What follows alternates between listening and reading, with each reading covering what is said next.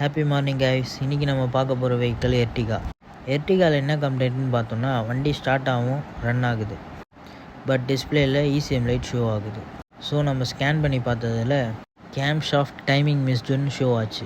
எப்போவுமே வெஹிக்கிளில் timing miss ஆச்சுன்னா வண்டி கரெக்டாக ரன் ஆகாது, ஆர் பிக்கப் ட்ராப் ஆகும், ஏதாவது ஒரு இஷ்யூ இருக்கும். பட் இந்த வண்டியில் அப்படி இல்லை, எல்லாமே கரெக்டாக இருக்குது. ஸோ நம்ம ஃபஸ்ட்டு ஸ்டெப்பாக கேம் சென்சாரை ரிமூவ் பண்ணி பார்த்தோம்னா ஃபுல்லாக ஸ்லட்ஜ் எதனால் வருது அப்படின்னா, கரெக்டான பீரியடில் ஆயில் சர்வீஸ் பண்ணாததுனால.